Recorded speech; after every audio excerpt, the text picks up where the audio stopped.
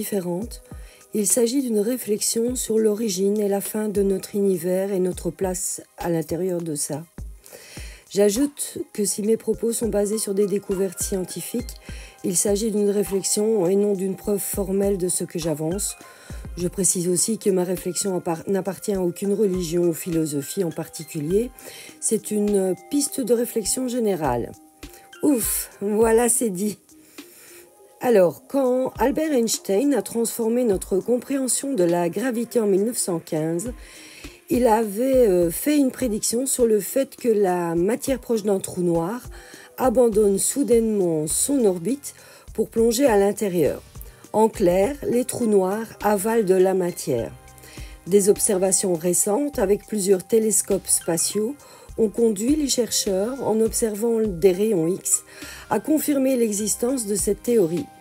Si vous n'êtes pas familiarisé avec l'astronomie et les trous noirs en particulier, sachez que la matière qui entre dans un trou noir se retrouve comprimée en un point central. C'est une singularité gravitationnelle où le temps et l'espace s'effondrent. C'est-à-dire, le temps et l'espace n'existent plus.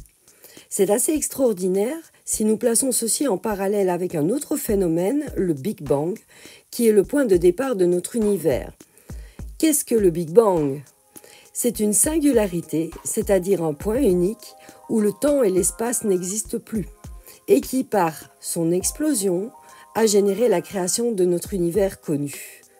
Vous voyez le rapport. Bon, c'est là que la science s'achève et ma réflexion commence. Je ne peux pas m'empêcher de penser que les deux phénomènes sont liés. Cela revient à dire que notre univers connu provient d'un trou noir et qu'il génère aussi d'autres univers via nos propres trous noirs. On peut alors dire que non seulement il existe une multitude d'univers connectés, mais aussi que notre univers n'a pas de fin, car la matière qui le compose servira de base à un autre univers et ainsi de suite. C'est assez naturel comme processus, vous ne trouvez pas? C'est un peu comme un arbre qui pousse à partir d'une graine, vit une vie entière, se décompose en nourrissant d'autres graines. Et je ne peux pas à nouveau m'empêcher de penser qu'un jour nous serons compostés de la sorte. Tout sera démantelé par un trou noir et réémergera sous la forme d'un univers tout neuf. C'est une continuité, un infini qui fait tourner la tête. Ma réflexion me pousse plus loin et vous pourriez ne pas me suivre sur ce terrain. Si l'univers est infini, s'autogénère selon un principe créateur, alors ce que nous appelons la source, Dieu, l'éternel, la divinité, c'est ce principe créateur. Il naît à partir de rien, un peu comme notre Big Bang. Il est infini et en perpétuelle évolution, comme la transformation de la matière dans les trous noirs.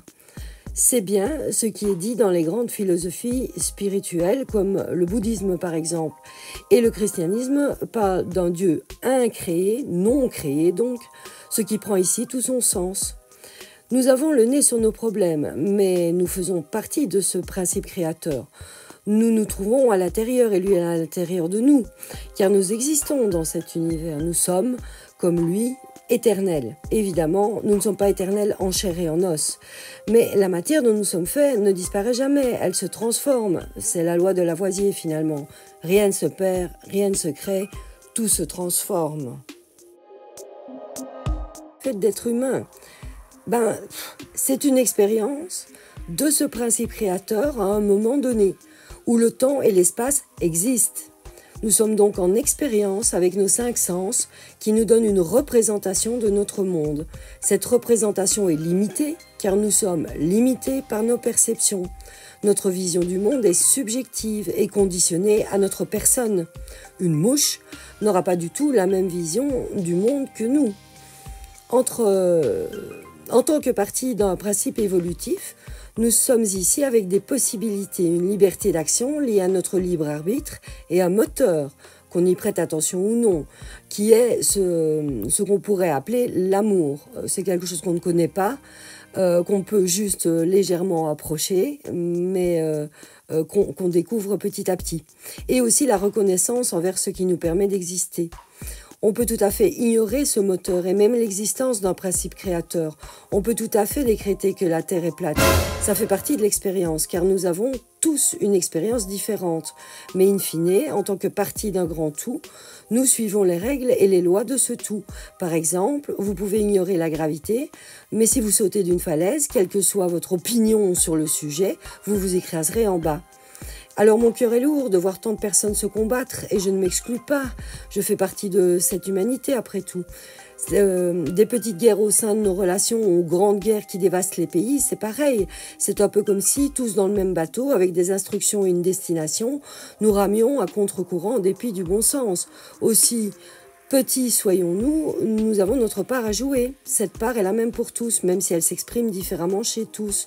Nous sommes là pour incarner la meilleure version de nous-mêmes, dans la mesure de nos possibilités bien sûr. Et cette version passe par la relation à l'autre, et à tout et à tous. Qu'ils soient gentils ou pas, éveillés ou pas. C'est le célèbre « Aimez-vous les uns les autres », parole attribuée à Jésus et qui ont traversé les âges. Voilà. Je suis partie d'une théorie d'Einstein proposée en 1915 et j'en arrive à l'amour universel. Prenez bien sûr ce qui résonne avec vous. À bientôt et portez-vous bien.